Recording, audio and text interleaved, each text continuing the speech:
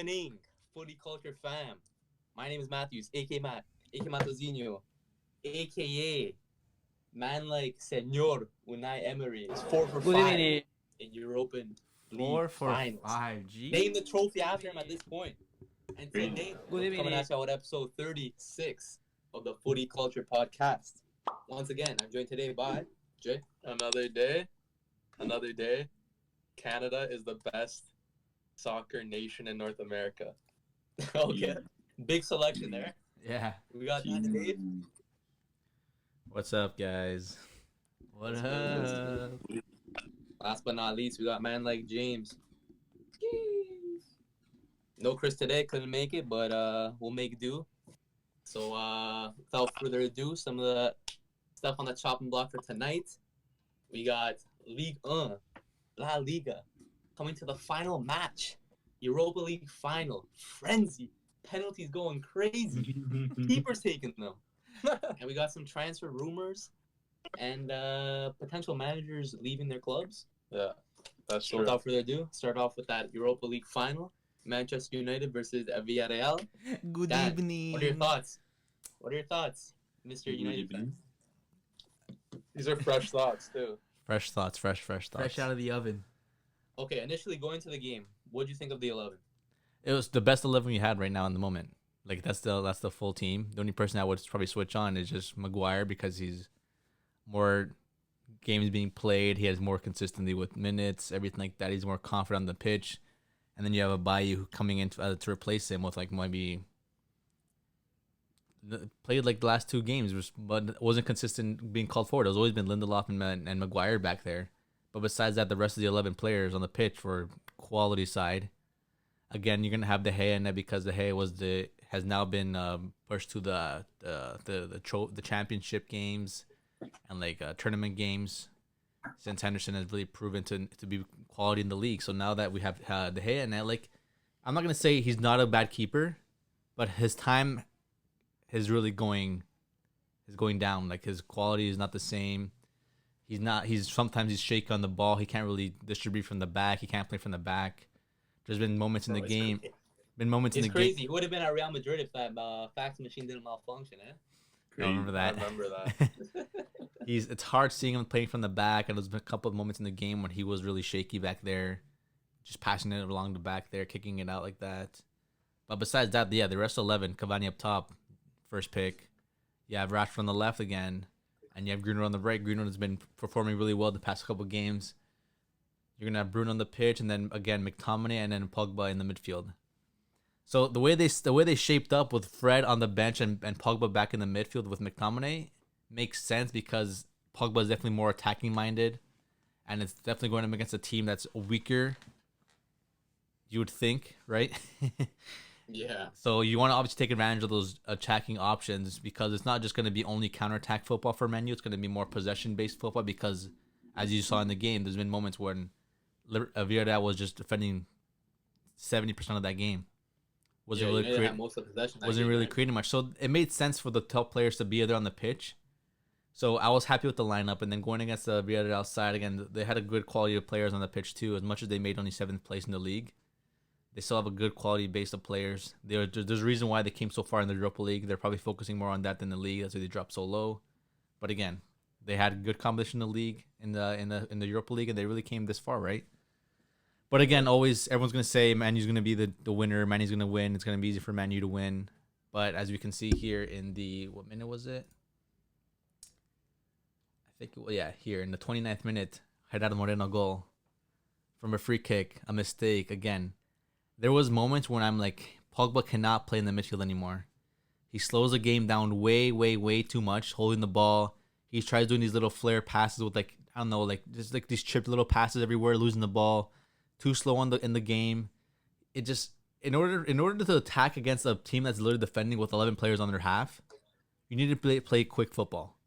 Because when you're holding the ball, they start pressing, they start creating their shape. They're able to just hold you back because they have nothing to do. As long as you can hold the ball in your own half, moving around so slowly as Pogba was doing, like Villarreal don't have to worry about anything. They're literally just holding their shape. They're just holding the 11 players behind the ball. Pogba makes a mistake. I think that's what caused the foul. And then again, free kick in by Dani Parejo.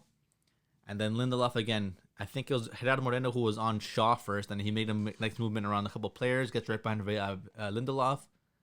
Lindelof felt him in behind and tried grabbing him a little bit, but again, it just dropped right to his feet perfectly into the net.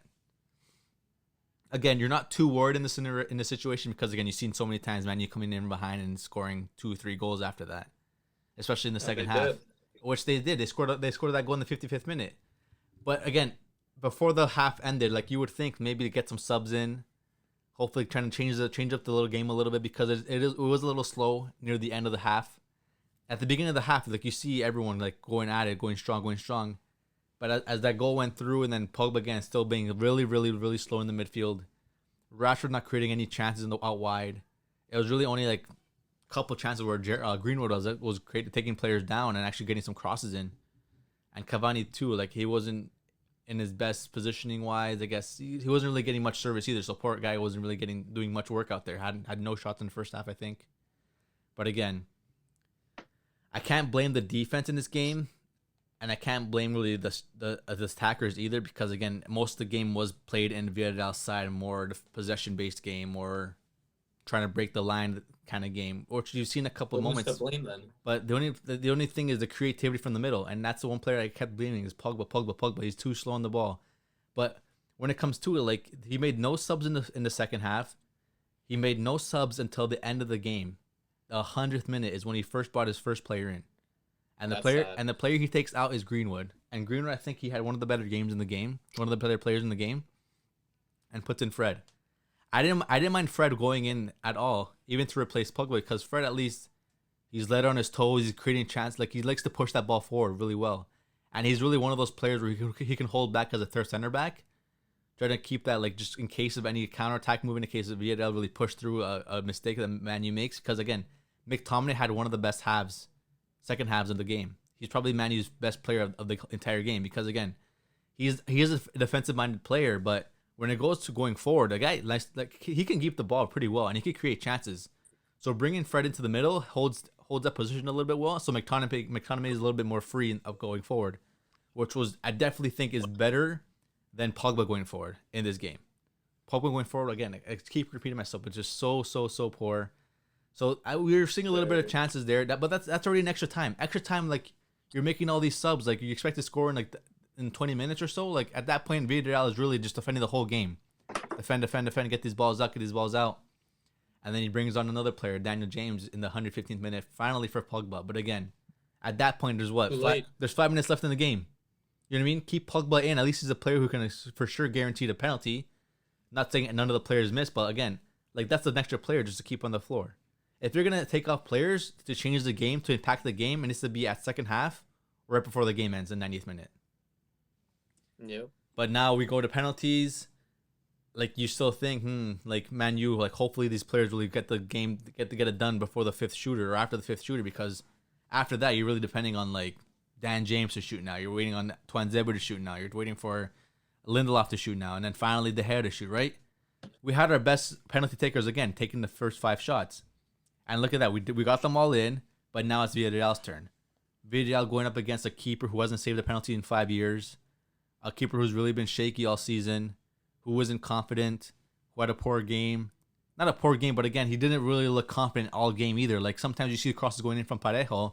It's like shit, like kind of get out there, right? So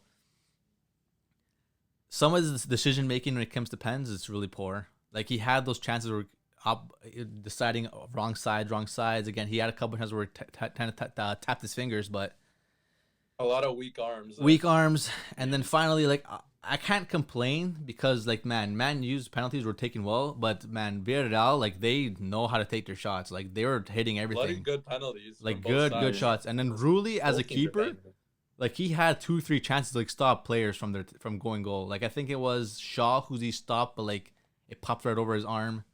Another 2 players he kind of tapped the ball with, but I gotta give it to Villarreal, man. Like for the quality of player and team they have, like they're a good side, but they deserve the win over Man U.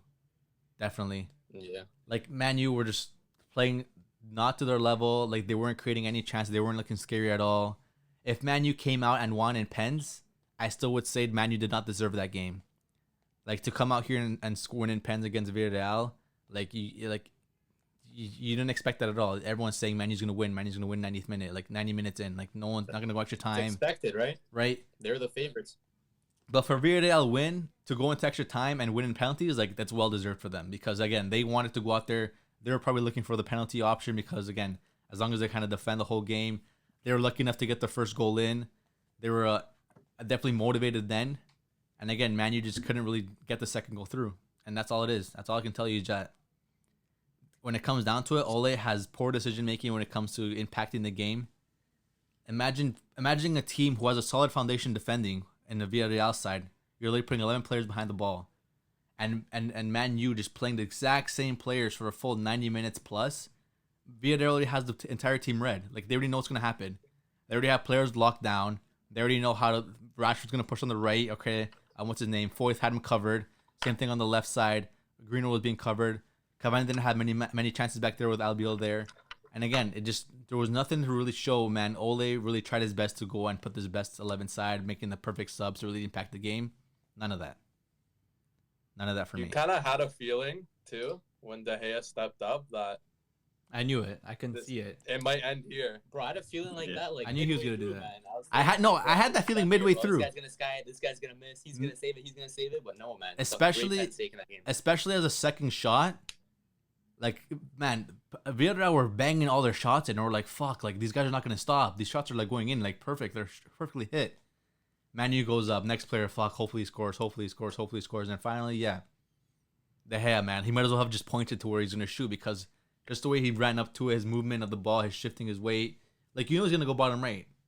And really, he had a couple great chances to stop shots earlier, but finally at the end, that's it. At the end of the day, you can't like put much blame on the goalie for taking the penalty, right? Yes. How often does that happen? Yes, and no. With goalies and penalties, you're either the hero or like you can't blame them, right? Because most of the time, the goalie will make the save. But I'll always put it on the keeper because a penalty shouldn't really go that far into the 10th man, to the 11th man, man.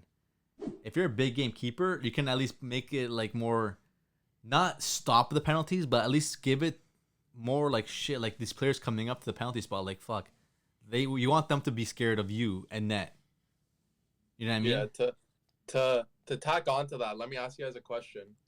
During a shootout, who do you guys think has more pressure on them, the shooter or the keeper? Shooter all day. Shooter all day. I think the shooter. Shooter all day. Yeah. Because it's on them. You have literally 99% of the chance that ball's going in. You literally get that ball on target. That's all it is. A keeper, yes, you have to decide if it's going to go middle, if it's going to go to the right, left side, up, down. You know what I mean? Keepers have so many more like percentages of saving as much lower than actually a player getting that ball into the net. Yeah. You know what I mean? From 12 yards out, a player not getting that ball on target is poor. A player not getting that ball into the net is poor as well. But you know what I mean? Like a goalie needs to really be sure of where he's going to go. You can see De Gea when he was diving for these penalties. He was going halfway. He was standing in the middle. He was kind of just doing one of these. You didn't see him really going into those dives, making sure like I can reach the bottom corner in case it goes to the bottom corner. Really hit those dives like pretty well. Even for De Gea's penalty, I know it was soft, but he was able to reach onto the bottom corner. Luke Shaw's penalty, bottom corner, he reached it, but unlucky for him, it went over his arm, right? Yeah, but like I was saying, like for a goalie, like you're either the hero or you can't put the blame on them. So I feel like with a player, there's definitely more pressure, right? Because I think I saw a stat that says something like players score like at least like 75% of their penalties, and that's a really good percentage there, right? So it should be happening, right? Players should be scoring. Right? Yeah, I can't argue with that, but to argue for the keeper a bit, depending on the situation of the shootout, like if their team really needs them at that point in the shootout, then I think there's a lot of pressure on them, especially like for a keeper like Cillessen in the 2014 World Cup when Krul didn't have a chance to come in for that second shootout. There's a lot of pressure on him. Yeah, but those are rare instances. Yeah, it's rare. That doesn't really happen often. But even this incident is rare. You don't see it. You never really see it go down to the keeper to take a pen. But Rulli, which is why I'm saying you can't put much blame on. But again, look at Rulli. Rulli steps up. Rulli stepped up. He's like, I'm scoring this fucking goal because like I'm taking this trophy home. De Gea steps up. He's like, I'm probably gonna leave it in the season. Like I'm gonna go back to Spain. Like I might as well just whatever, get rid of this, get over the game. Yeah, he didn't really take his shot with much conviction. Like, you know what I mean? Like, If anything, he blast passed it. that in. Like, if you want to, just shoot that ball. But, man, end of the day, I don't know what needs to happen for this team to really be impactful and really not play to their opponent's level. They needed to be really scary out there. Like, even they were able to do so well leading up to this against a Milan side that was in form at the time. Everyone was saying, oh, they were doing well, but I know Milan had a couple of injuries at the time, too. Even destroying Roman in their games. Like, it was an easier run for Man U because of the quality of team they have, but Villarreal definitely had to fight for their way up here into the finals because their level is not the greatest compared to some of the levels that we had to come across. You know what I mean? If Villarreal faced Milan or Villarreal faced Roma, would they have reached it this far? We don't know. True. So with that, would you say you're Ole in or Ole out? There's two options. If you want to keep Ole in, you need to get the players that will make him happy, and so you can actually sub players in because clearly he doesn't like to sub players in. If you're gonna spend money on players like talented players like Van de Beek, and then bring in youth players like Ahmad and not really play them, even just give them minutes, man. Like just put them in there because you never know. Like they might just impact the game so differently compared to the 11 players you have on the pitch, like today. You know what I mean? Like if you want to have Ole in, then I feel like he really needs like two players that he can really trust and be on the bench in case he really needs those players to come on. Rotational players. Get him a good quality center back. Get him a decent midfield, a center defensive mid. So McTominay, maybe if he does play next to the player, he can really push up a bit more. Again, I still don't know what Pogba's position is in this team. Like, is he a left mid? Is he a center mid? Is he attacking mid? Is he a defensive mid? Like, as much as Pogba really is a good player, I feel like sometimes Ole doesn't really play him at his best position or doesn't really make the best out of him. In my opinion, the 4-2-3-1 does not favor Pogba. He's not a CDM. He's a box-to-box, more high pressing midfielder. So, but that could work in a 4-2-3-1. One of the players could be box to box, another could be a deep line playmaker. But he works better in the three in the middle, I think, in my opinion. Just like we you can say the same thing about Busquets when Koeman was playing a 4-2-3-1 in the beginning. You would expect him to play good there because he's CDM. He can hold back. And you can have a player like Pedri go be the box to box, but it didn't work out. They get gassed faster. They're not the same. They don't know that the role it's not the same role because you're more defensive. You have to cover more ground in the middle. Right when Pogba finally got pushed out a little bit wider, he showed instances, just very minor instances of him actually forcing the play a little bit more, but. He's not a defensive-minded midfielder. You have to have Fred in there and McTominay or a Van de Beek or someone who has that more high work rates. While Pogba can just do his thing and create. That's what I think. What I got from the game was Lindelof played really well. He was pressing high. Shaw played well. Even Bailly played really well for not having Maguire. We all know Maguire's like the captain, and he just has the different role in the team now. Like he just pushes them all. Fernandes to me was a little quiet, more quiet than disaster class, bro. He didn't do anything. He did nothing, and I wanted to say it nicer, but yeah, he did nothing. To be honest, I didn't even see much of him. I saw more from just Cavani, just workhorse. He was getting back so much, trying to create. Cavani was the bull of the match. He was trying to do everything back there. Every time Pogba lost the ball or someone lost the ball in the midfield, Cavani was the first player to get that ball back or be the first person to be on top of that ball. Or McTominay. McTominay had a masterclass game. That's the thing too for player like Pogba to creating a play is not the best because that guy same thing. He will just kind of just wait, make his little jogging run. He's always jogging around with his leaping run.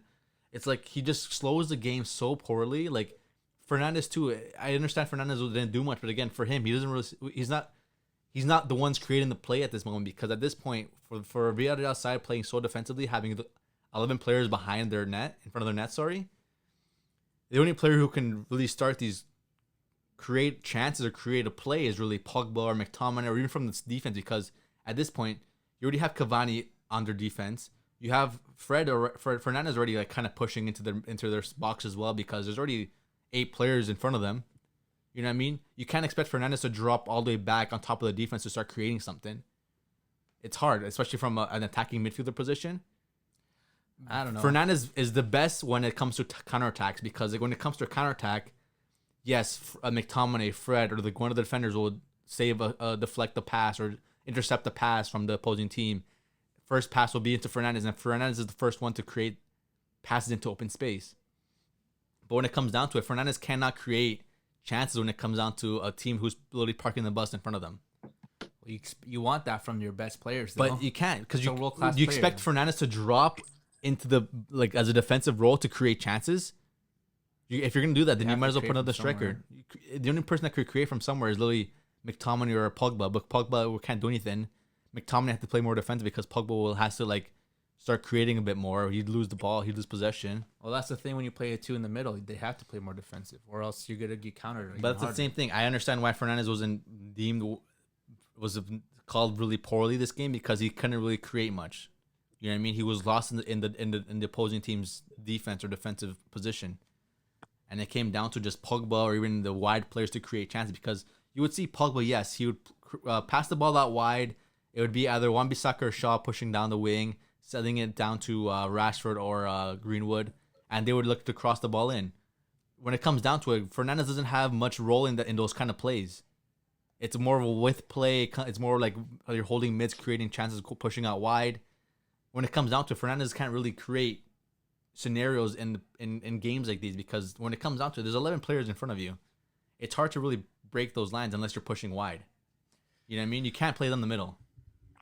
I guess you would have to give creds to Emery because he played the system really well. He did. No, I'm not saying. I said Villarreal played a good game and they deserved the win because they knew how to come against the Man U side who plays counterattack football. Yeah, Man U played counterattack football. He played the best way against them. Defend, park the bus, the yellow submarine as they call them. They just parked the bus, and they just held the 1-0 as long as they could. They got the other goal. Man U got the other goal and they just held it. It's hard to break the line like that when you have the whole team back there in a Man U that's mostly known for counterattacks, for their pace on the width, the creation from Fernandez to play out wide and create from there. But when the whole team is back, like it's hard to do so. Yeah, and you can even see even the Man U goal. What did it come? It wasn't a created play. It wasn't something. It was pretty lucky. Like it was a shot from outside the box. And Cavani, how much of a great striker he is, he was in the right place at the right time, staying on side and really being there when the team needed him. But again, you can't expect those chances to come out throughout the whole game. How many shots can you take out from outside the box and expect Cavani to get the rebound? You know what I mean? So Man U played. They didn't surprise me. Like I knew Man U would have had a rough time this game. I knew Ole wasn't going to do much to change his lineup, which he didn't. Literally 100th minute, first sub. And like you think, man, like let's change up our style of play a little bit because we have nothing going here. And that's it for me. Yeah, it was a great win for Villarreal. Their first major European trophy ever. So shout out to them. To close that off, a cool stat I saw. La Liga teams have played English teams 10 times since 2006. 15 years. They won all of them. La Liga teams won all of those ties. So I just want to say quick on whether Ole should be in or out. If the Manchester United hierarchy had any dignity, Sir Antonio Conte would be appointed coach midday tomorrow. No cap. 100%. Ended there. Premier League. Okay. Premier League talk. Some crazy finishes in the Prem. Leicester ended up losing their spot in the Champions League. So sad to see, man. Liverpool, 3rd and 4th, respectively. Mm-hmm. You know, City, of course, 1st, and then United 2nd. So, 4 out of the big 6 in contention for or in the Champions League spots. And there's some decent games over the weekend. Spurs and Leicester, 4-2, pretty crazy game. Yeah. Yeah, man. Gareth Bale comes out of nowhere. Comes out of nowhere. And then after the game, hops on a jet, heads back to Madrid, man. Literally. Literally, bro. Guy does not care, man. He's done with football, man. He's just going for the ride now. And the golf. And it's so crazy to me that like Liverpool were so like under the mat, like kind of like hidden this season. Like they're like everyone's like, oh, they suck, but somehow they still made top 4. Everyone forgot about how did they make top 4? Like they finished in 3rd. That's what I'm saying. Like, how do they Yeah, they like? just It's squeezed like, in what third the place hell is that? somehow. Like, honestly, like 2 weeks ago, we're like, these guys are not making top four at all. These guys are not gonna make it in Yeah. European football this season, and like somehow they just sneak their way all the way in through the top four. Shout out to They had a good run of games. yeah, shout out to Allison, saved her life. Like, yeah, the last 3-4 games really did impact their season really much. Like, I did not think they're gonna make it this well, and like, even Chelsea were fighting so hard to really make top four, and they had a great second half of the season. Like, Yeah. you really thought like Chelsea for sure top four, but they had to fight at the very end. Leicester too. Yeah. Like, Leicester were kind of also like a little bit like quiet at first.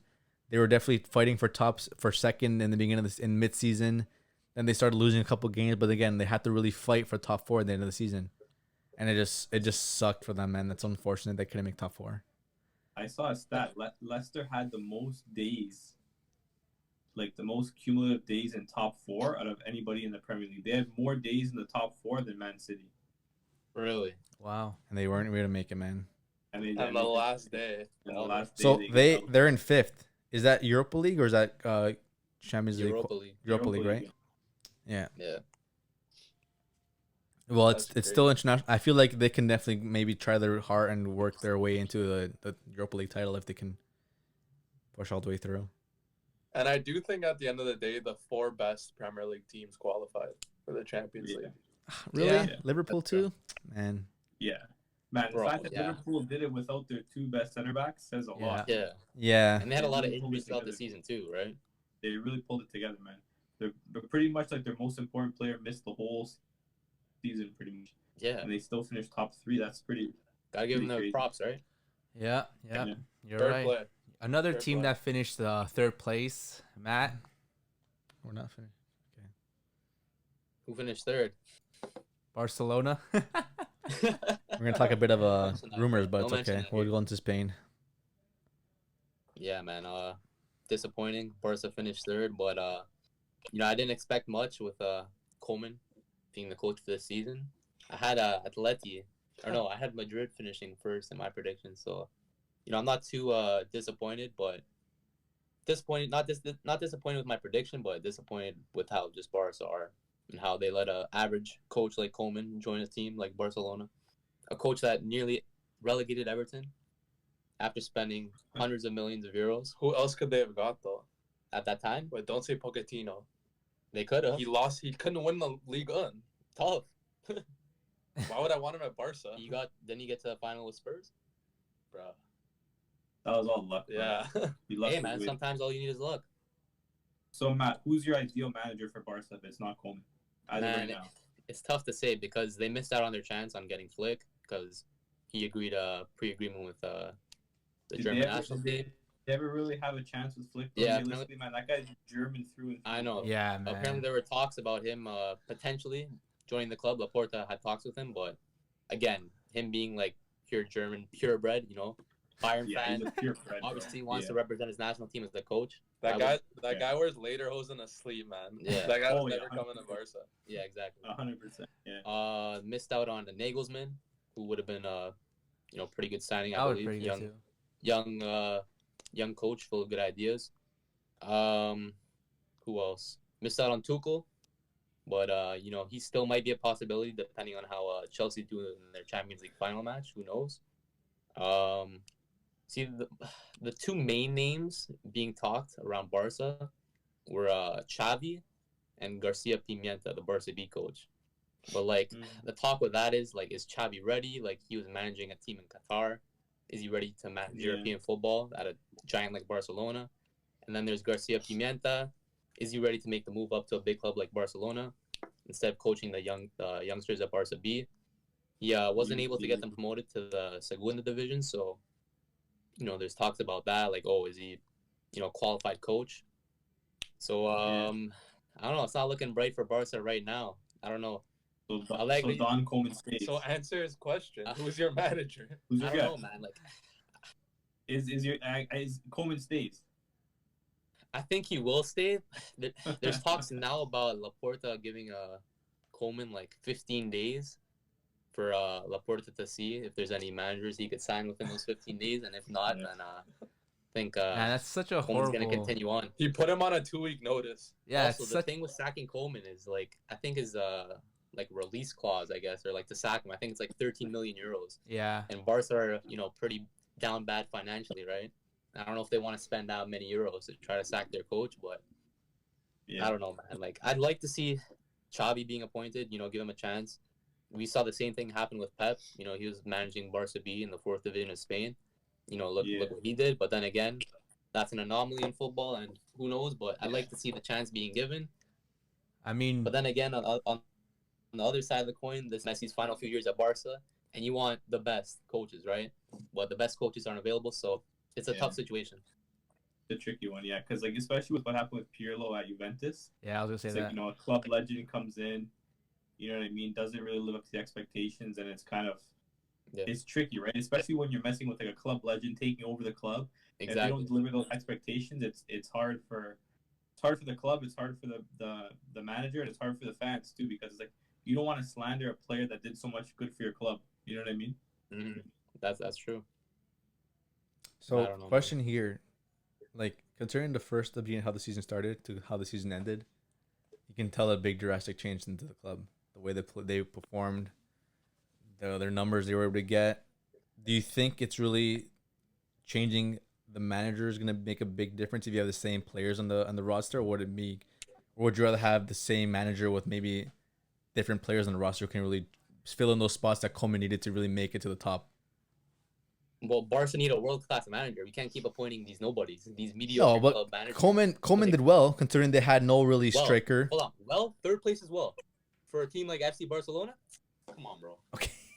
Come on. Well, A team like Real Madrid didn't come in first they got either. 0 points against both Madrid teams. Drop points to Cadiz, Granada. Look at their Getafe, team. Look at their team. Lost, what, Look at 4-0 their for one team. They had a team, 17-year-old lost playing 3-0 50 plus against games for Juventus you. with a team coached by Andrea Pirlo. You're playing at. You're fitting it. You have look at your roster. You have no center backs. Piqué was injured most of the season.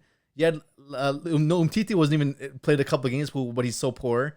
You have Mingueza who came from Barca B. He's still trying to develop as a defender. What's the other guy? Langlet. I always tell you guys telling me that he's not the best either. You guys don't have who's your right back? Sergio Dest first season, and he still has to kind of get used to the team. Sergi Alba, he's probably the best defender of the whole league because he played a really good season. When it came down to it, De Jong was probably your best midfielder again because he's world class. Busquets played a good second half of the season because he changed formations. That really benefited him. Messi's Messi. Griezmann was invisible the first half of the season. Braithwaite, what's Braithwaite? Dembele. Exactly, but why not get good players? Because Barca were managed by fools in Bartomeu before, appointing mans like Braithwaite for 17 million euros, giving players such high wages that it makes them impossible for them to leave the club. Hold on a second. Did you say 17 million euros for Braithwaite? I believe so, yeah. Bro, I thought he came on a free. I don't think so, bro. Yeah, they paid. It was either they paid 17 million euros or he makes like 17 mil a season, something like that. One of those two. Dembele too. Like, do you think that? I don't think Dembele has really reached what Barca really expected of him when he came to the club. Of course not. He's been injured more times than he's played, pretty much. I swear he's more injuries than goals. But is that the manager's fault? That's poor planning by the board. Yeah, you're kind of answering his point though. Thank you. Yes. Thank you. Coleman is not a world-class manager. Okay, but a guy like Zidane. But look at Ole. Ole when it came to the season. Ole when it came to the season wasn't the great manager either. What did Manju finish last season? Third, I think, or fourth. And look at this season. This is what third season in, and he's been able to reach him to second in the league. If he makes one or two more signings, they might reach first in the league. I know in the league, but 0 trophies in 3 years, hundreds of millions spent. Okay, but again, what good is that? All teams all over the world are getting better. You can't always be the best. You know that. But when you're Barcelona, the standings are up to the roof, bro. Man, you can see teams. You can see teams 50 years ago, 20 years ago who were world class teams. Who was that team, Middlesbrough, who won the Champions League like back to back? Look where are they now? Third, fourth, fifth division. Oh, I don't think Middlesbrough had a player like Lionel Andres. Yes. Messi on their team. Look how many years Barcelona has been up top with Messi on their side. It doesn't matter. You can't be. But like I said, it's not Messi's fault either. Messi's the greatest player in the world. But like I said, it comes down to having the Messi's players fault. next to him who can make him, not make him better, but make the team better with him. It's not the manager's fault that you guys are signing. The manager is how the team plays. He puts the tactics out on the field, bro. For most of the games, Puts the I've seen players this out. season, But Barca were decent in the first half. Second half crumbled. Poor substitutions. It comes down to the management. Yeah, there's arguments for both sides. It's Yeah. like it's hard, Yeah, man. It's Barca- hard because like you make signings, $100,000 signings with Coutinho. Did he even play one game this season? Bro, Played a couple. those signings are all down to the board. Okay, but again, but how is that Koeman's fault? That's my point. Coleman's Is Yeah. fault. Koeman has to How work with what he has. managed the at the end of the season. day. It's tough. look at the He made players. do with what he had. Exactly, and what did you expect of what he had? You guys did so poor. I didn't expect them to win, Okay, well they got third place. They're in Champions League, which is poor. but It's- with what they had, you're saying that you expected it. You didn't expect much. I know it's poor, but you didn't Barca expect hasn't much. finished third place since I think 06-07. it's true. Long Barca do warrant a world class manager. It's kind of like they kind of do owe Messi a good Matt, manager. okay, Like those. Sorry to interrupt. Quickly, with another comparison, world class manager, is Zidane a world class manager to you?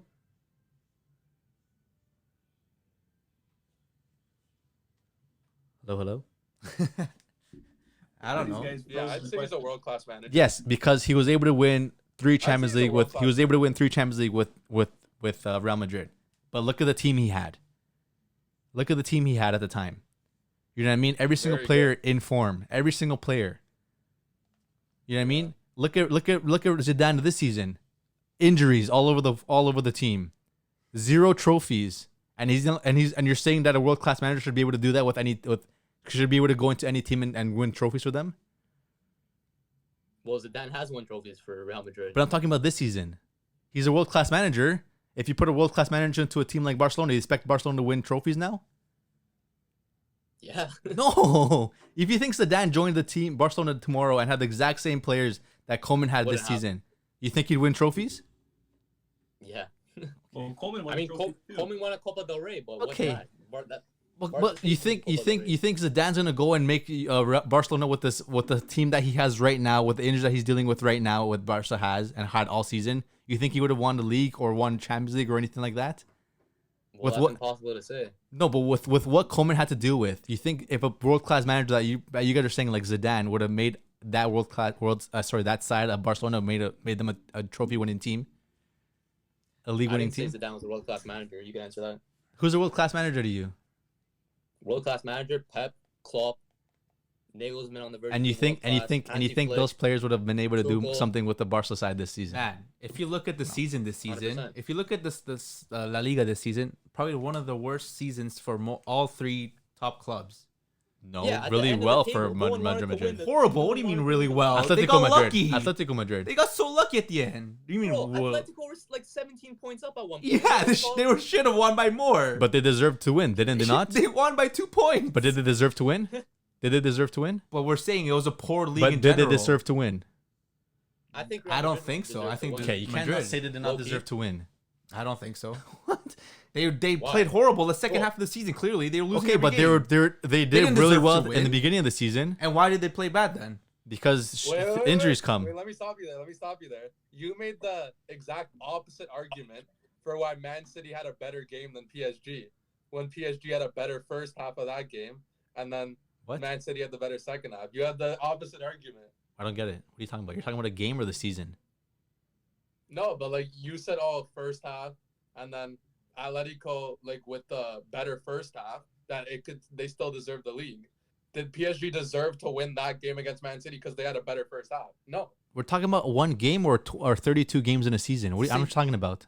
He's saying No, how I'm just saying, it's the because they same started off idea. well doesn't mean that they deserve to win the whole league. Man, you can look- start off so well and then end off badly. Look at Barca. We've started off horribly and we still finished And you third. didn't finish well. We still finished third with 5 points behind first.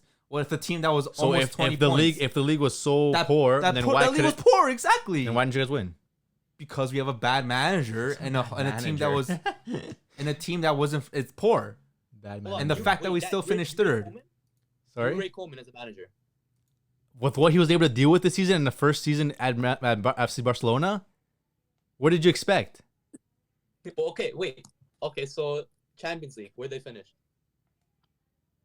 What do you mean? They got knocked out early. How they do in the Champions League? They got knocked out early.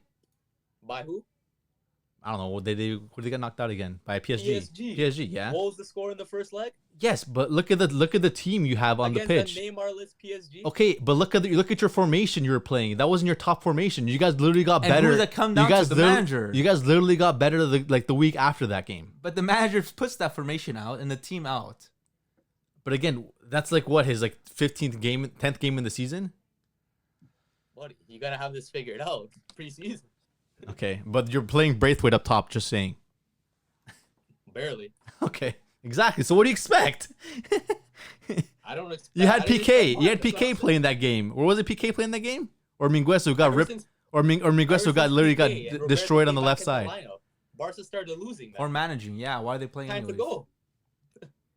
Yeah, I'll close it out. But a club like Barca, a club like Messi, they do deserve a top manager. I kind of do compare it to those LeBron years. It's a different sport, obviously, but he had a lot of terrible coaches, and that just really hurt his career. But on the flip side, Barca's players let down the team and Koeman a lot this season. They did for sure, especially in the big games.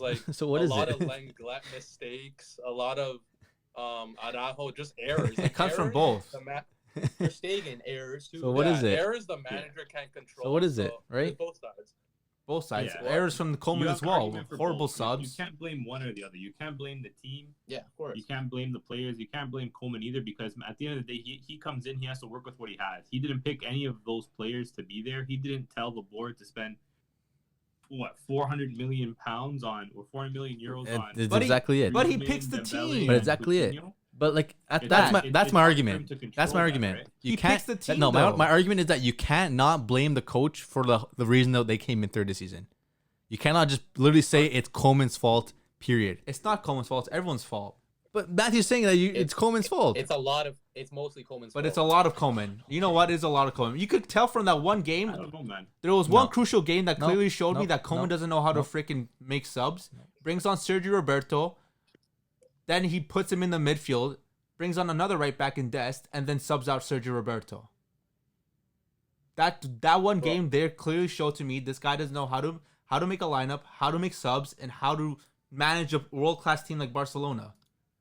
Yeah, just on what Dave was saying, I can't remember what game exactly, but it was against one of the weaker teams in La Liga, where I think Barca were up 1-0, and they're trying to defend the lead, and they had 4 center backs playing throughout the defensive line. Oh, yeah. 4 center backs. I don't know Who if you makes that remember I don't decision? remember that. Not the defenders. You can't. It's another thing is playing players in their position, and another thing is playing them out of their position. Yeah, they're still professional players. They'll do their best they can, but they don't train or they don't perform in those positions for a reason, because that's not their strong position. The manager puts those players in those positions to perform and wants the best out of them. If the manager just puts them in a horrible position, you're not going to get the best out of your players. Even though the game against Celta de Vigo, Barca were up 1-0. Santimina scores a goal. Santimina goal was beautiful too, right? And then whose fault is it that Lenglet got a red card in the game? You know what I mean? Is that really the manager's fault that the player went out to get a red card and that Santimina ended up scoring a goal after 3 minutes after that? No, not at all. If you guys would have won that game, you guys probably would have, I don't know, hopefully Atletico, you know what I mean? It would have changed everything. It comes down to both everyone's fault, but I think it comes down more like 60 to 40% Koeman's fault in my opinion. In my opinion. Yeah. As much as the league, you can say the league was really poor. Like you can tell every single season, teams like Celta de Vigo, teams like Villarreal, teams like Atletico Bilbao, they'll come out and beat big teams. Because these teams really fight till the end. Like these teams, you see it every single season.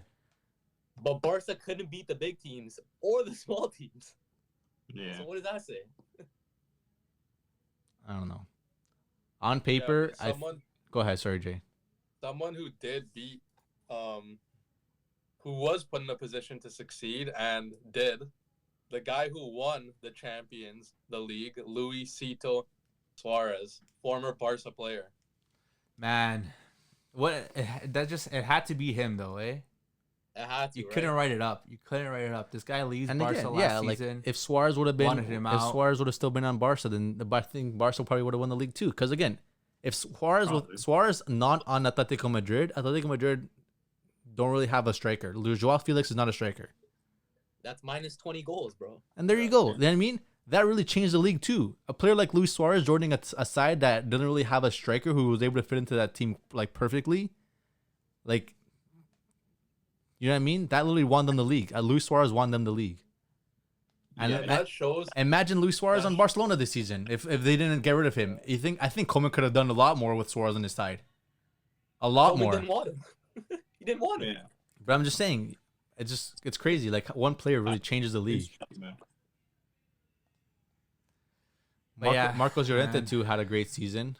Deserved it. I think Llorente is my player of the season. Player of the season. Unreal. Double digits in goals and assists. Incredible going up and going down. All over the field too. Yeah. And he's gonna play right back for Spain. The last fixture was crazy. Both teams, both Madrids were down 1-0 at half, I think. And again, there was going back and forth. I think Atletico scored their tying goal, but Real Madrid were still up top because they had head-to-head. And then I think Atletico Madrid had to win their game, right? Yeah, they had to win no matter what. They had to win no matter what. Madrid won, yeah. Yeah, because they were tied still, but then Madrid were losing, and then Madrid had a chance on goal, but it was offside. Man, like it was crazy. And both Madrid teams were losing at one point. And then finally, Luis Suarez puts that ball into the net, and that secured them the win. Mm-hmm. And it sucks too. The team they were facing, Valladolid, like they got relegated too, so it sucks. Crazy how Barca sent them to a direct rival. Crazy. That's a direct rival. Yeah. It's one thing if you don't see a player in your plans and you want to let him move on to have a different opportunity, but it's like you don't send him to a direct rival, a team that you know is going to be competing with you probably for the league, and you're going to send a player there with like a chip on his shoulder, like a reason to play hard. It's like, and it's for nothing. For nothing, yeah. Was he? Yeah, well, he was sold, right? He wasn't free. It was like what, 5 or 6 million? 6 mil? 6 million, I think. Yeah. They goofed. What a bargain! They goofed so hard. They goofed hard, man. At that point, you might as well just keep him. I know. What's 6 million gonna do? You know what I mean? It's like you keep him and you don't sign Braithwaite. Okay. You know what I mean? It's like, I don't know, man. Even have him on the bench if you don't want to start him. The thing is that he did have injuries. Accept the bench role, though. No, but he did have the injury situation where he did leave the. I think he left Barca with an injury, his knee injury or something like that. Yeah, I think so. Oh yeah, he had the surgery and that stuff. Right, yeah. So it was really a gamble. You know what I mean? I'm sure Barca didn't expect this. I didn't expect him to blow up in that season. He probably didn't think of it either because you can still buy his reaction when he won the league. Like, it came down to really him being in shape and form and really being healthy. Yeah, and it's not the first time Barca sent a striker to Atleti and they won the league. Same thing happened when Villa went to Atletico de Madrid. Man. They ended up winning the league that season. Yeah. They didn't learn the first time, huh? Nope. Crazy. But no, yeah, it was an entertaining game. Crazy ending, man. Angel Correa scored that game too. But man, a lot's gonna happen in the league already. You can see at Real Madrid already got rid of their manager. Zidane's leaving. So Zidane's gone. Bringing another manager in, we don't know who they're gonna bring in. It's gonna be really different. We'll see. I think it might be Allegri. Allegri? Yeah, I think so. Or Conte. Nah, Conte's got to go United, bro. But Ole's gonna he's not gonna leave. Ole's not leaving. I don't think they will. No, I don't think so. I think he'll stay. I think he'll stay. But Atletico Madrid, I think they have a solid side for the next season. I'm not sure what they can really upgrade if they want to maybe get a second striker who can really be impactful in case they need to bring him off the bench. Joao Felix, I don't know, keep him, sell him. It's really hard. The release clause is too high. Yeah. I don't know if any teams would want to pay that much. I've been seeing a lot of rumors on Twitter, just talking about teams trying to swap players. That's good too. I saw that. I don't know how reliable these rumors are, but I saw that one with Barca with Griezmann, and then I saw another one just recently as well with Dybala. Apparently, Dybala and cash for Felix. I doubt it. I don't think that would happen, to be honest. I don't know, man, but it doesn't seem like he came in with such a high fee, but he doesn't really he hasn't really been performing. Doesn't fit the system. Season, how many goals did he have? 6 or 7 goals? Yeah. I mean that and like the system System doesn't really, work for him. made for him. Yeah. So it's like, but it's like at that point, it's like, wouldn't you rather try to cash in on him while he still has like kind of that? But who's gonna want to $100K cash hype, out that for higher him? value? It's like, or it's like, what, you're gonna keep him there for the next like 5 seasons? He's gonna score 6 goals a year, and then what? But who's gonna want to cash out for him? Yeah. You know? But the thing is, The man, league cost is too high. if you can potentially get a player that can fit the system better, it might just be worth it for you in the in the long run, right? If you want Pretty Griezmann back, highly rated. People rate him. yeah, if you want Griezmann back, just swap him with People still us. rate him, man. That's the thing. Do you really want to make sure you get your money back for what you paid for a player, or do you want to get a player that you really want to really change your team? You know what I mean? Like, you're gonna lose $50,000, but make sure that next season you're gonna get an impactful player who can win you trophies. So it all comes down to like what teams are really willing to offer and trades like that. But even teams like Real Madrid, like, who are they gonna sign now? They had nothing this season. The fact that they were making it second with all the injuries they were able to fight with. I'm not sure they're gonna need a center back. I'm not sure they're gonna need Their team is aging, man. another midfielder because their midfielders are getting really older now. Yeah, they got an aging core. It's gonna be tough to replace them. Even their Whole team's aging. wingers, right? Even getting a striker, because even Benzema, if he gets injured, like Mariano, like really, really, Yeah, he's not cut out. really. And then wingers too, like you have Vinny and Hazard. Rodrigo, sorry, Rodrigo. and Hazard too. Like you expect Hazard to be the guy on the pitch doing everything, but again, like literally Buddy, Hazard's going back to Chelsea, bro. done Yeah. I'm nothing. not saying I'm Madrid. I've seen talks about that. Yeah. Well, we No gotta No definitely. way. You should go to Roma. Oh my. Can't afford him? How much would Hazard cost? I don't know. Out of Roma's price range. I don't think. know. Probably more than Roma can spend. Maybe I don't know. For sure. But like you'll have to see how Back the with how the Mourinho. summer tournament ends with all these big teams, and if they're willing to spend a lot of this money. I don't know. A lot of teams won't have the money to spend. That's the problem this summer. I feel like it's going to be a lot of rumors this summer, but I think it's going to end up being a pretty quiet summer. I feel like that's what we think. We think like these teams have no money. Like they're all in debt. Like where do they get this money from? But somehow, I still feel like Madrid are gonna go out and start buying players like nothing. Nah, I don't think so. Not after Yeah. not after the stadium caught on fire. I still feel like Madrid are gonna Yeah, go out I've and seen just that. buy like Mbappe for like 150 mil. Like I'm like, where does this get this money from? Nah, They have no next money summer. now, man. You see Not the this video today where their stadium got on fire? Yeah, That I happened? think Their Today? brand Yeah. new stadium. It was like No a way. section, Caught not on the fire. whole thing. Like, But still, that's Yeah, that's a couple $1 million in damages. I saw a few months ago there was like penguins at the stadium. Did you guys see that? yeah, bro. I don't know what's going on in Madrid, bro. I don't They're know. definitely they were holding a circus there for extra nah, income. bro. They're freaking trying to make the stadium as cheap as possible with as cheap as materials, and it's backfiring now. Yeah, Oh, I don't know, man. right? But I think a lot of teams are going to need the fans back next season, man. Huge. Definitely. man. Yeah, 100%.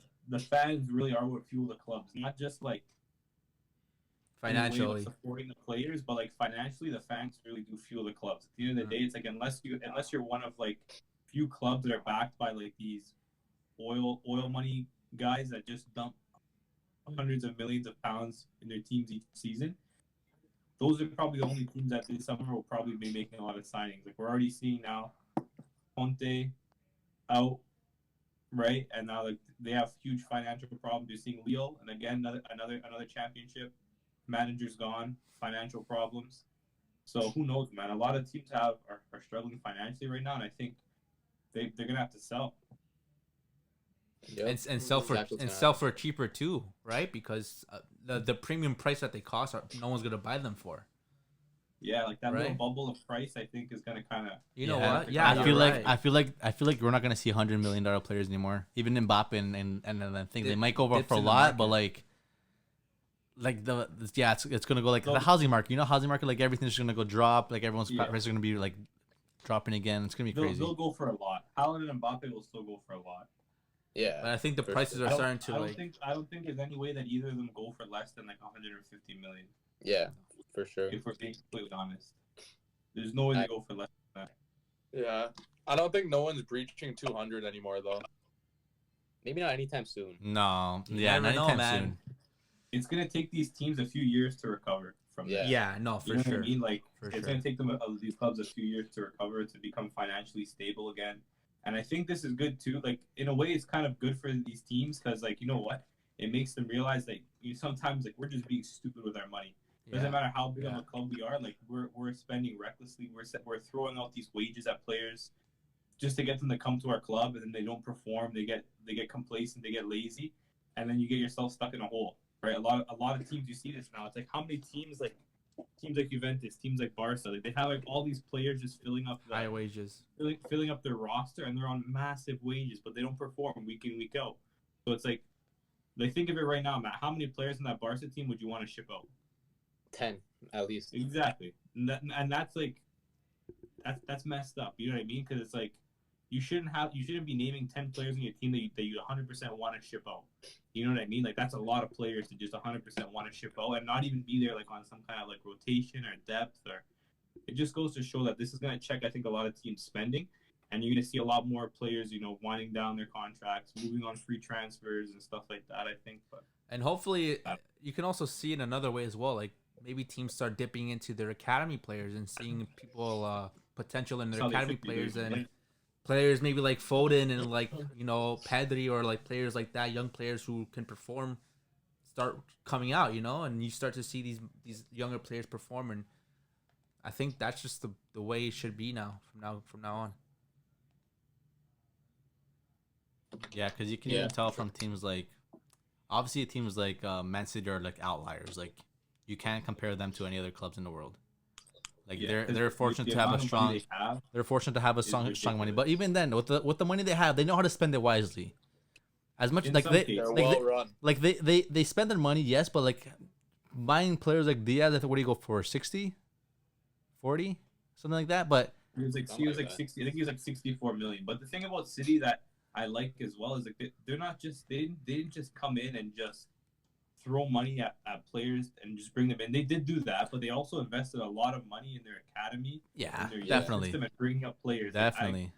Like even if you compare them to, let's say, PSG, it's like how many players that are in that PSG system that are like impactful that came from their academy. I think you can name a lot more that left their academy for bigger and brighter things than ones that stayed.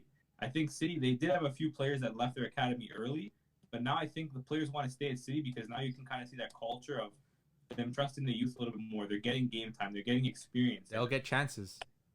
They get chances. Liam Delap, remember the name. But yeah, even like teams like Lille. Lille aren't a wealthy team. They were able to make it with the players that they had, the older players that you never expect to come out and really perform, beating teams like Didn't PSG. they get like 200 mil from selling Gabriel and Pepe?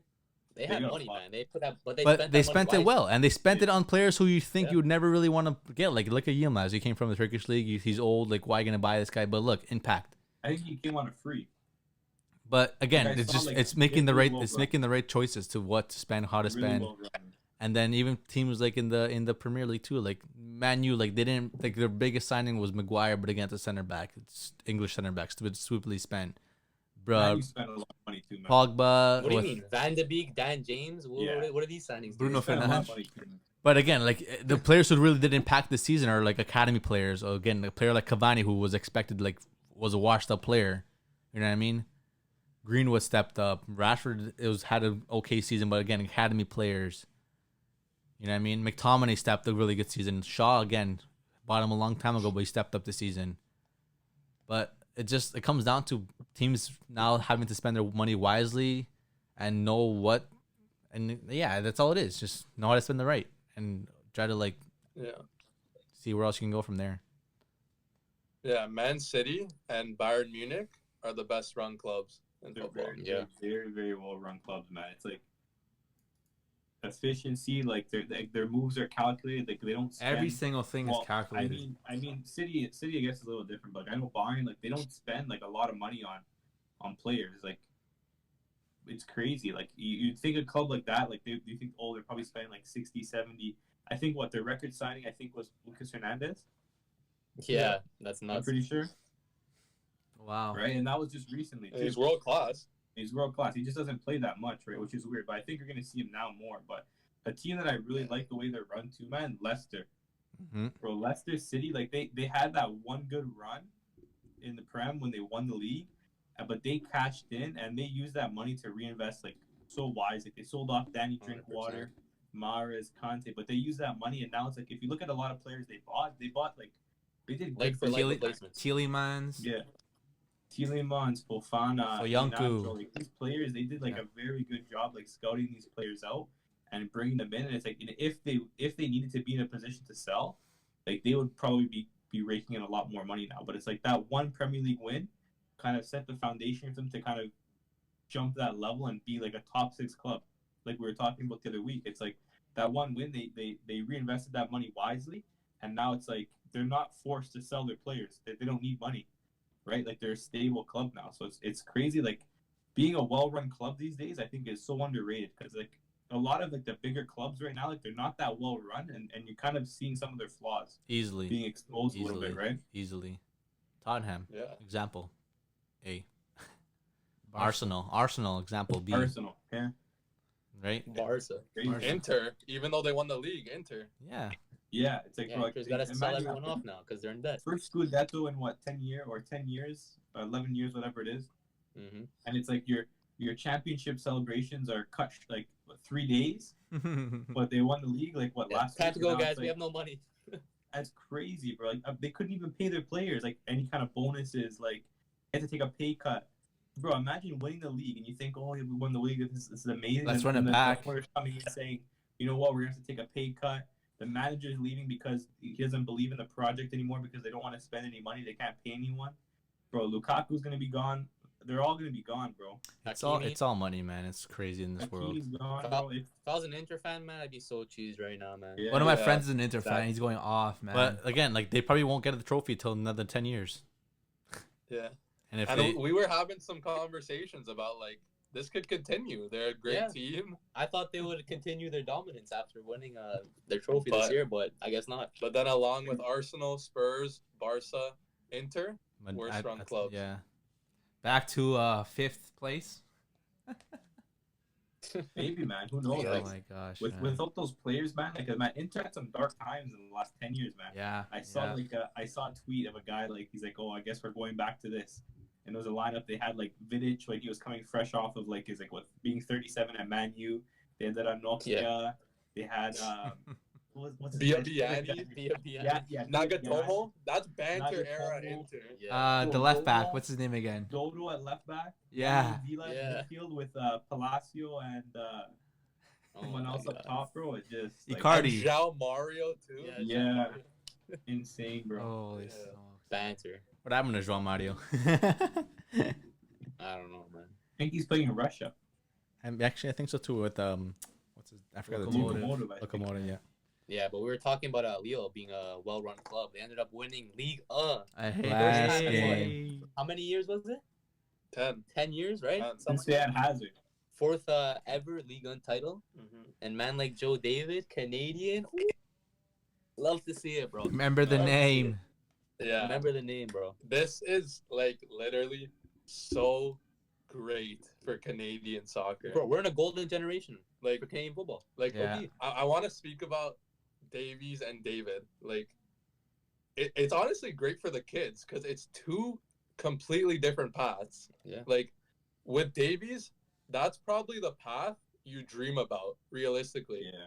You play for your local academy and you get this dream move to Bayern Munich and you just win the Champions League. Crazy. But then with David, it's like, I remember David, I read a quote, he said, I never had any intention of playing in North America or MLS. I want to go to Europe. That's it. Mentality. He went right to Belgium. Like, he went from rep, like locally in Ottawa, to Belgium. Big move. And yeah, 30 mil to Lille. A lot of money, man. Wins them the title in the last game. Goal plus assist.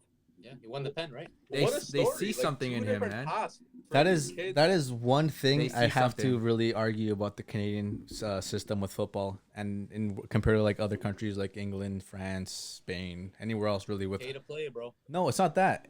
Yes, it's that in Canada, yes. 100%. But the thing is that the only option that players in Canada and North America really have into succeeding in football, to follow like the steps, is either one, if you're gonna play football competitively, you start from playing rep, you go into the younger leagues, you play offensively, and it's either from here. If you're seen at a young age as like a superstar, hopefully like you're really seen by really scouts from all over the world. You go to like tournaments when you're young around the world, with your club team, yes, you're lucky enough to get those moments.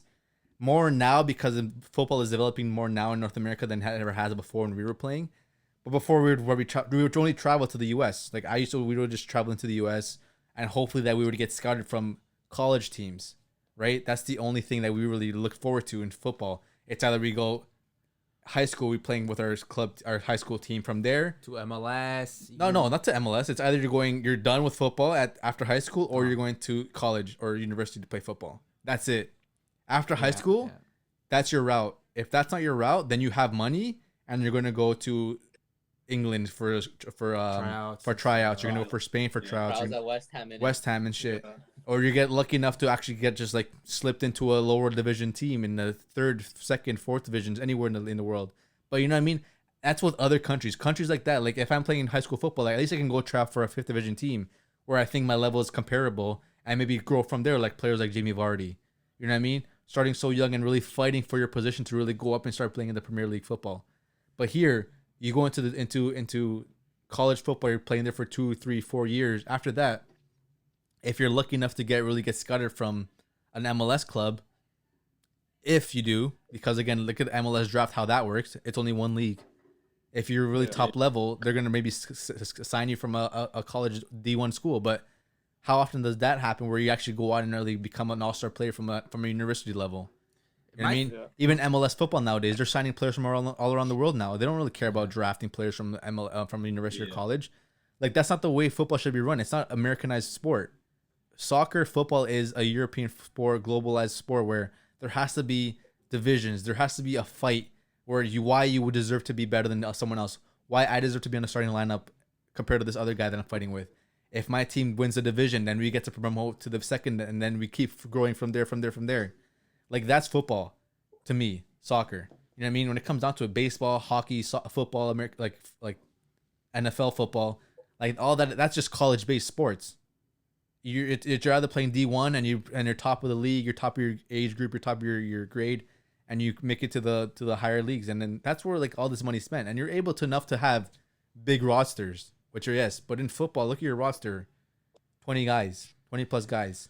You know what I mean? That's actually a really good thing to think. That just came to my mind. Like, yes, that route of going from high school to Division 1 in college and all that stuff, for fighting divisions like Division 1, 2, 3, whatever, UCL, I'll go to those high colleges, works for American sports, right? Like NHL, NBA, because those are sports from America. So the route to take, the only routes you usually take is going to college to get into those professional teams.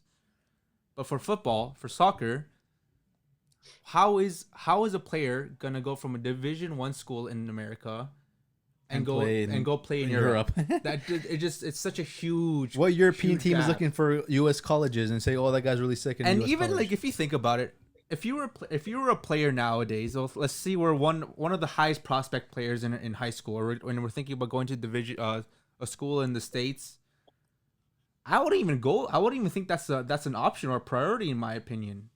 Why am I going to go to a Division 1 school knowing that most players, when is the last time you heard of a player in Division 1, could be the best player in that league, best player in the team, go to a team in Europe and perform? Never. I've never heard of that. At that point, you're 19, 20, 21. Like, teams nowadays, 17, 16. Still in high school. These kids are still in high school playing first division football. Yeah, I saw this thing recently today, actually, which is crazy how we're talking about this. Some guy on TikTok. I don't know why I was TikTok, but I saw it on TikTok where this guy was talking about a player who I think recently signed for Chelsea, or I think it was Chelsea. He was a player from the Division 1 in the States. He got signed for Chelsea for like not even years, not even like a full contract, but he got signed for Chelsea for like a couple days or something like that. I don't know all the plans, but he was saying like this would be really good for American soccer, because when's the last time you ever heard a Division 1 player getting signed for a team? Never. And I thought about it, like, I never heard of this, actually. This is actually crazy. And he was saying how if this works out, like, this can actually show or have some proof that Division 1 is a good route to follow, because you've never seen a player go from Division 1 in the States to a professional team. It just doesn't happen. The thing is, like, why would European clubs want to gamble the fact on a player from North And America? it also shows when it comes down to it, like the competition in university football. Like, no one really cares about soccer in the U.S. Like college football, university college football. You know what I mean? Like, where's all the money that is put into college sports?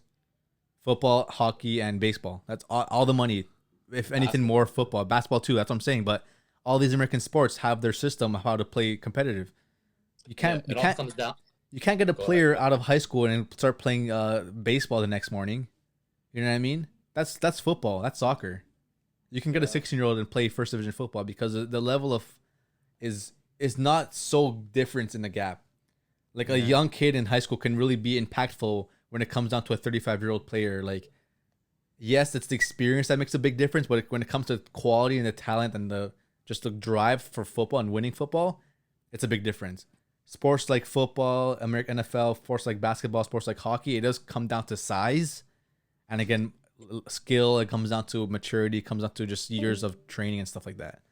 That's the big difference too. And like, that's one thing that this country is really fighting. And that's why you always see players like Canadian talent players is always coming from teams like Belgium, teams like Russia, teams like Norway, teams like you have to take all these really obscure countries, because why not fly to these countries where the football isn't the greatest, but you're still playing in Europe. In Europe, where you have competition against other European teams in the continent, because there's a lot of competition around the whole continent.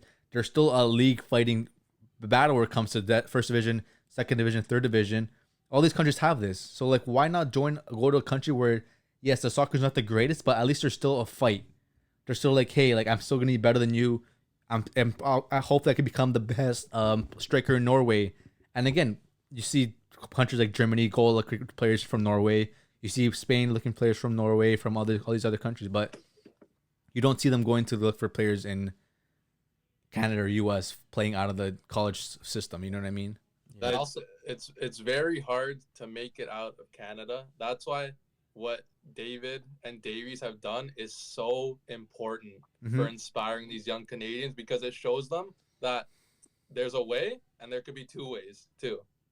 That there is a way to make it out of Canada somehow, some way. There's these two trailblazers that found a way. This also comes down to like the lack of investment in football in like Canada specifically, and also how grassroots football is run down here, right? Like grassroots football in, Europe, South America, completely different than it is in Canada. Like players over there, they're playing to win, not to have fun, and that's how it is. That's how it is here. They don't keep score anymore. It's just, okay, you scored a goal. Okay, let's go to the next player. Yeah, exactly. Oh, you this team's up 10-0. Okay, takes 10 players off the pitch so the other team can get an advantage for you. It's all got to be changed from the bottom up. Yeah, it has to be competitive, because if you want the best, you had to play like the best. You know what I mean? I don't care if you're 5 years old. I don't care if you're 6, 7, 10, 11, 12, 13, whatever. But when it comes down to it, and you want to be the best in the world and you want to play high-level football, you got to play like the best and literally fight for it. And it doesn't show it like when it comes down to like college sports and like stuff like that. But yeah, man. Again, it comes down to it in college sports too. Like, as much as say like, yes, I might not be the wealthiest, but I want to go play soccer for the rest of my life. How can I, not being coming from a wealthy family, go and play outside a different country? Like, it's hard. At least if I was already living in like countries like England, countries like where they had all these divisions to fight. If I wasn't wealthy, at least I'm living in the country. I don't have nothing to spend. I can live for my local club who's in 5th division. I can walk to my games. But living in Canada also, and not being wealthy, I have to find trips to go try out for these teams. Even playing for teams in the country, like I can't go to the college and pay $100,000 a year for schooling just to play soccer. You know what I mean? If I want to play soccer in college football, I have to somehow get a scholarship. Yes, it comes down to my studies, but it also has come down to me not having to move away from my family and play college football and have to actually work on my studies and play football at the same time. It's hard. Yeah, and the thing is, in like some countries in Europe, like they pay you to be in the academy. In Canada, you gotta pay to be in the academy. Yep. And that shows a difference. This one kid will pay $1,000 a year to play football, but he's probably the shittiest in the club.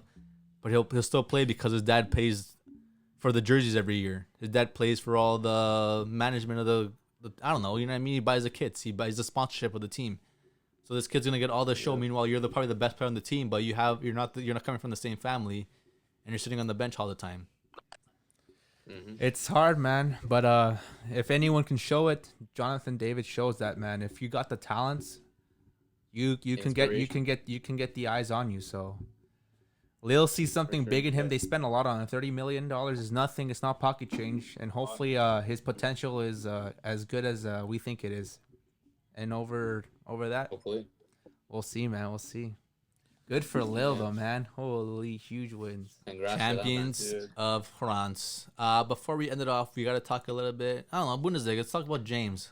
How did your season end? The Bundesliga season. You guys are now back in.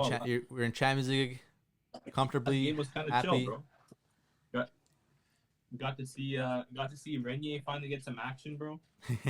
for the first time all season. Got to give Played some decent. players some. Yeah, he played pretty well.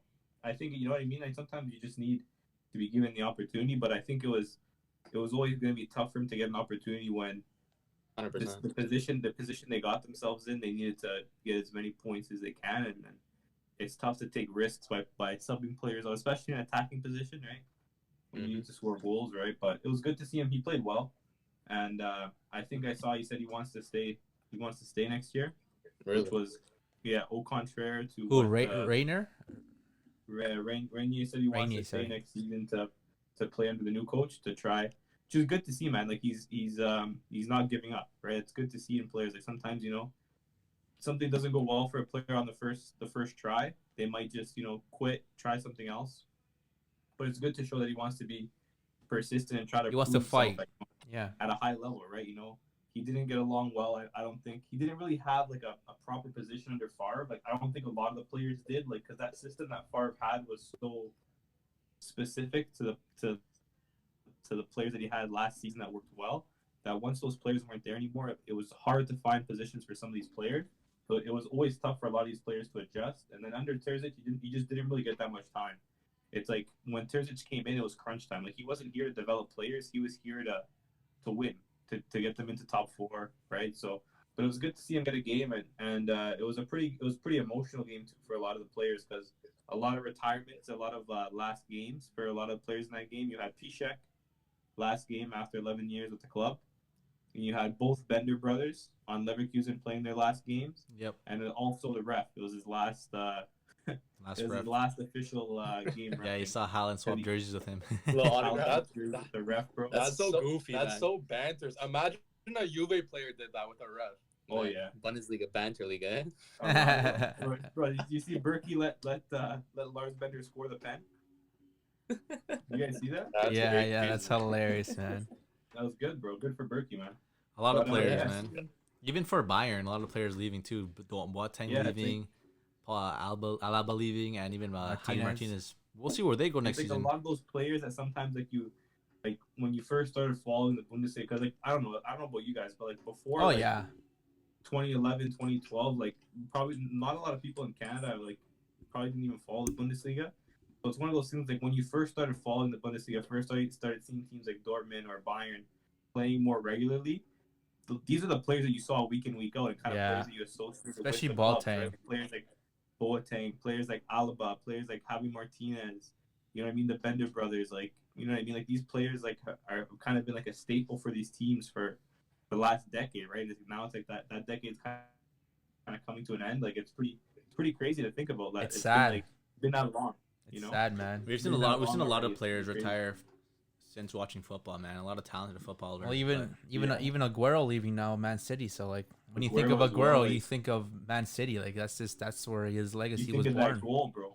Yeah. Exactly right. So Factual. man, we're seeing the end of a decade, but we're also seeing the beginning of a decade, right? Yeah. A lot of great players coming out. Foden, Haaland, Mbappe. You got a lot of legends in the making, you know. Yeah, man. Pedri. Lautaro. Ew. Why did I even say that? One of these is not like the other. Yeah. Yeah. But we have to touch on an incredible finish in Serie A. Yes. Oh yeah. Man, Where, Napoli sold so hard. They did. They did, bro. I wanted a Juve in Europa. You kind of felt like Napoli was the sure one to get that W. No, I know. They were playing the worst team out of the lot. Yeah, but Yeah, Hellas but it's Verona, Napoli, on man. Paper, Hellas Verona on are. paper, I think you definitely thought Milan was going to struggle a little more. Yeah. Yeah, look you. But man, it's But Napoli, Milan man. came out with a W via 2 penalties. Yeah, man. Milan and their penalties this season, man. I don't know. But hey, it was emotional at the end. Kessie came through. He did. He came true. Juve, they did their thing against Bologna 4-1. Bro, I saw Juve fans celebrating so hard that they made Champions League, bro. Yeah. That's crazy. Yeah. Couldn't be me. No They were Ronaldo in the selling- last yeah. game too. No Ronaldo. Yeah. Honestly, they Big played news, a breaking lot better without him. A lot better. You think that's like a PR move, like for him not playing that game? But, Yes with and what no. goal? Like that he's gonna leave. I guess like Or that if It shows they play better without him. So it's not that good for him. They smashed them without him. Yeah, I don't know. I feel like Morata really had a good game, yeah, at the end of the day, it's Ooh. Bologna though. but you seen them struggle against smaller teams. I don't know. I feel if Ronaldo was in there, he would have scored a hat trick anyway, so it doesn't really matter. because the thing is, imagine he played that game, but And they didn't go through. win. Yeah, Exactly. The Yeah. narrative on that. Ronaldo that's couldn't do why- it. But again, So- but this also Oh, shows. I This did also do it. shows why have such a player that you're spending so much money for and money on. Like, why wouldn't if you can have the players on your team to do the exact same work for you, if not more? Shameful. Yeah, Right? you True. can say so. Just because the name, Juventus and Ronaldo, yeah, I'll sell you something, but like, is it worth it at the end of the day? Like, how do you not start your biggest player in one of the most important games of your season? Doesn't make sense. No, there's But definitely CR7 coming in once again. no. There's Yeah, definitely something behind that, man. You can clearly see if that's either like George Mendes, bro. That's what's behind. No, it. I didn't think of it that way. That's kind of That is a good way of thinking, Like, but if they lost, Yeah. he's done. Exactly. I think that just means that he has one foot out the door. Yeah. Maybe. You know what I Possibly, mean? yeah, Like yeah. that's For clearly sure. showing that But it might be down with him. Napoli. They were up 1-0, no? Yeah. Yeah. Up 1-0, and then they tied the game 1-1 at the end. Yeah. Goal by Amir Rahmani. Yeah, is that it? Rahmani, yeah. Rahmani. Yeah. And then then- Faraoni scored. Yeah, and then just following that, like, so much drama. Like, Gattuso out. Conte Literally- out. literally- Donnarumma out. Yep. Yeah. All in the Well, last Gattuso couple got- days. Gattuso's already got a job. So I know. Gattuso got dropped like an hour But, later. but instantly to Fiorentina. What the hell was that? yeah. No thought behind it. They might have. You They gotta move must. quick, man. They must have Bro, you had gotta make something, sure you're getting man. that bag, bro. They must have had something Yeah. planned. Back then as they were now, bro. He was probably on Indeed during that last game. Yeah. Just applying. low-key, bro. I don't know what it is, but Football managers managers. managers are jumping around fast. Like, they're not on the market for so long. They're literally just up for grabs so quickly, and any team will grab managers nowadays because it's so like scarce finding a really decent manager nowadays. Yeah, like I Yeah. don't know, like off the top of your head, like you can't really think of like right now, like any managers like right now that are Looking for a job. like Yeah. other than the ones that just left their clubs, like Yeah. you can't really think on the top of your head like of any like good managers that like are just kind of free agents, just kind of chilling around. You know what I mean? Yeah. There's not many. Like Mourinho's already been signed. Like Allegri's the other only than ones one. that just Just left their Allegri. just Allegri, but he's probably Madrid bound. Zidane's probably gonna end up being Juventus bound. Nah, Zidane's taking a break, bro, and then coming back to coach France in the World Cup. You Oh, think? Hey, bro? hey. That would be a good Nah, story. I'm telling y'all, bro. That would be a good That That story. would not happen. The World Cup's next year. They're not gonna switch a manager that fast. Unless they do poorly in this Euros. Which they don't. Which they won't. That- You never know. That's the only way. Yeah. That's So the who- only way. So who do you Not think a is good gonna be manager. managing Juventus next season? Pirlo. Zidane. I was saying Zidane. Yeah, Zidane would, Pirlo. I feel like Zidane leaving is like a good way of For Juve? I feel like it was I kind of think- I planned think- or something. I think if they bring in Zidane, I think Ronaldo stays. That's what I'm thinking too. Yeah, probably. Yeah. But that makes a I big think- change because Zidane is gonna want to win it, and they need to make some signings. Which they have to Bro, do as long as they anyways. I think also Zidane has that pull because he was all these guys. does have the Pirlo pull. going too. Yeah. That's Bro. definitely the pull, man. That's the last pull Plus- you need. It's you have a big club, Ronaldo big player, and big coach. That's a Yeah. huge pull. Those are three big pulls Yeah. right there. Like all these kids, all these kids dreamed of being Zidane growing up. He gives you a call. I want you on my team. On my You're gonna new say no? team, I was about to say, Juventus. Juventus need to strengthen their midfield, bro. Imagine Zidane rings you up and you're a mid, bro. You're obviously saying yes. It's Zidane too, world class midfielder. Like, Yeah. you know. That's facts. So I can see that happening. Yeah. I really could. Where's Conte headed then? Napoli. I said Conte for Madrid. Madrid. Maybe. Madrid, really? Then where's Allegri going? Juventus? No. Tottenham? Well, No. Napoli needs a coach too, no? Maybe. Napoli. Napoli needs a coach. I think Allegri's pinned for either Madrid or Juventus, bro. He's the biggest fish in the pond, bro. He's gonna go to one of those big teams, bro. Mm-hmm. Yeah, supposedly he's a winner too. Supposedly, Yeah, there's no way he doesn't go to either of those teams. yeah. Supposedly Conte's contract says he can't go to any Serie A clubs. He doesn't have a really, contract anymore. He's done. One of his the releases. release clause or something says he can't go. Maybe a legal document. He says he Yeah. can't go to any of Legality? any Serie A clubs. That's what I I don't heard. know. I can see Conte either back in the Prem. I can see Conte back in the Prem. If I'm keeping it like a full who? stack. Arsenal replacing Arteta? Nah, I he's could staying. see him. No, I could see him at Spurs. Yeah. Because bro, Spurs Conte's need a- just league- Spurs need a- Conte's just a league guy, bro. Like he can't win in Europe. Spurs don't have to worry about playing in Europe because they're pants. Not in Europe. So they can- he they can go to the rebuilds league. teams. He Yeah, does Like I rebuild said, teams. Like I said, United would be Even United. shameful not to sign Conte tomorrow afternoon, bro. Yeah. Even But United, yeah. I could see like low key, but I saw some rumors swirling around Twitter too that apparently Pochettino could be on his way out of PSG. Why? Jeez, already? Because apparently, That's crazy. well, man, think about it. You spend all that money, you don't even you win what, the Coupe de France? But what money did he No spend? league, What money no, did he spend? no Liga, no Champions League. Bro, for a club like that, bro, you were talking about how disgraceful it is to be Barcelona. Okay, he came in halfway through the season. Okay, You gotta but give him a little man, slack. he has Bart. Doesn't matter, bro. Thank you, It's James. European League gun, bro. Yeah, Thank you, man. Bro, James. PSG Thank and you. Liga, bro. Like, if you look at the market value of their team versus every other team in that league, bro, it shouldn't be a thing, bro.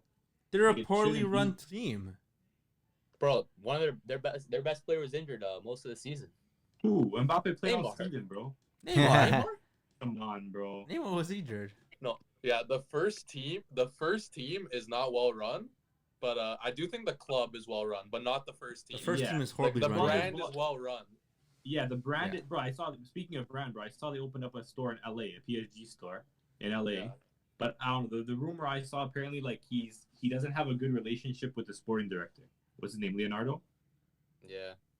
So I would Really? imagine maybe it has something to do with like signings. Maybe Yeah. he wants. Maybe Yeah. he wants Kane there, and the guy's like, no. He probably wants. He definitely very wants specific Kane. players, right? Kane and Son reunion, bro. Yeah, cares? I don't know, man.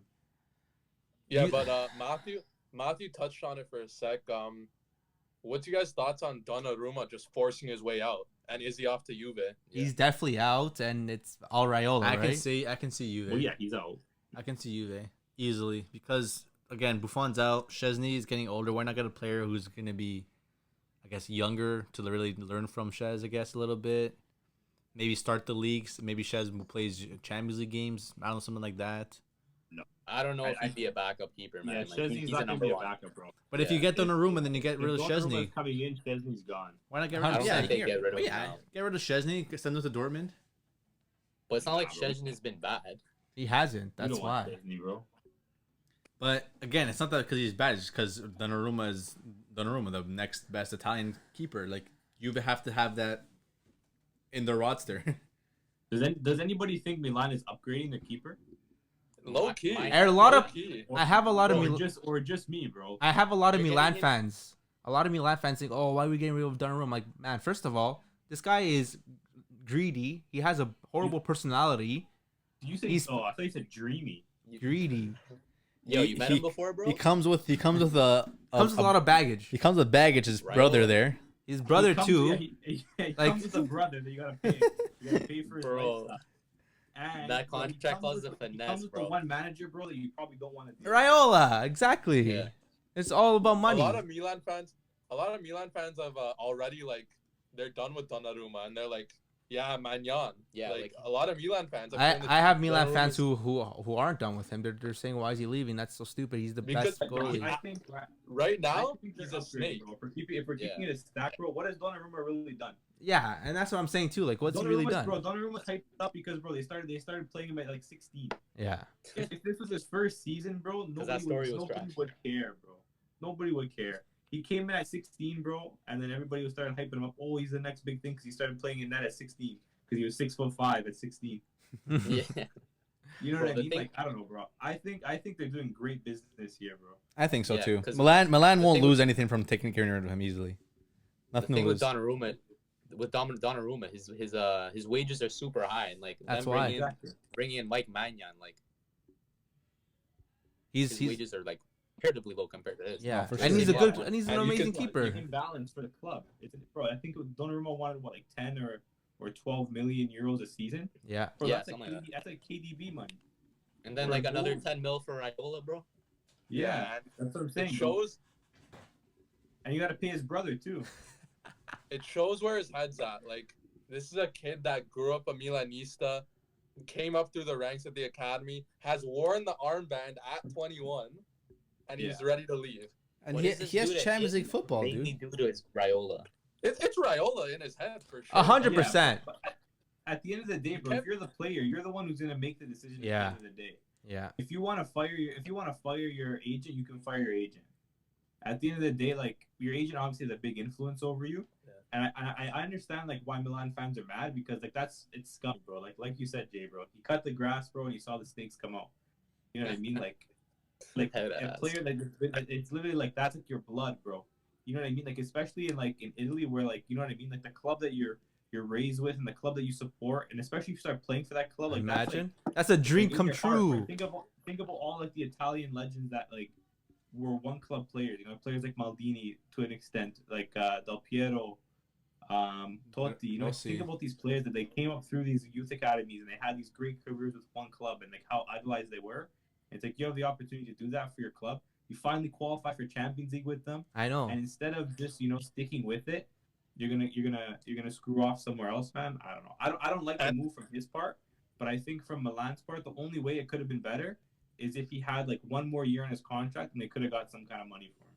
Yeah. Yeah. Yeah. And it's also the fact that he looked the club's best player and biggest icon in the eye, Maldini, who he's the director, and pretty much told them, you don't give me a couple more mil, I'm out of here. I don't care what you've done for me. I need my bag. That's basically, he's telling the club icon this to his face. It's incredible, man. Yeah, It's incredible, man. I don't know, man. Especially, bro, because if you're a goalie, man, like obviously goalies have a big impact on the game, but like I don't see Donnarumma as a goalie that's game breaking. You know what I mean? Like, bro, I hope he never wins a trophy in his career, bro. Straight up. Jeez, what did he do to you, bro? Bro, that's scummy, bro. Think about how scummy that is. It is. Your It is. boy It in the is, club, bro. You're right. You couldn't do that, man. You couldn't Dummy, think of bro. that. Like, he's going to Juventus, too. Like, if that's official, like... Yeah. That's bad, man. Yeah. That's bad. Like the only way it could be worse is if he went to Inter. Yeah, for real. But and Davies is getting old. yeah. But they have no money though, so I don't think Yeah, I know. they'll go there. But man, like, You guys reckon his most likely destination is Juve, though? Yeah. yeah, easily. Yeah. Where else can he be? It's You one, heard it's one of those like written in the stars like type there were It's some. like- things, man. It's Greedy Gigi player replacing goes to a Gigi. greedy club. Yeah.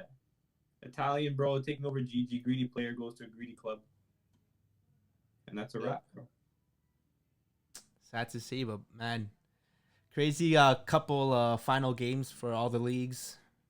It all came down to the wire for a lot of teams, and it was amazing to see, man. We finished off a good season of football with all these major teams, all these major clubs.